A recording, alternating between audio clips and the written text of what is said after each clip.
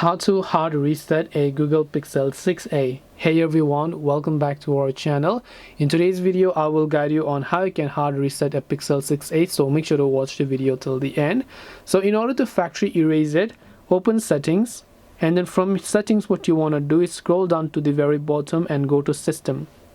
And once you go to system, you'll find another option called reset options. Tap on it, and here you'll find an option called erase all data factory reset. Now all you have to do is tap on factory reset, tap on erase all data, and all of it is going to get resetted basically. This way you can hard reset a Google Pixel 6a. Hope this video was very helpful. If you have got any questions, feel free to leave them down. Thank you for watching and see you in the next video.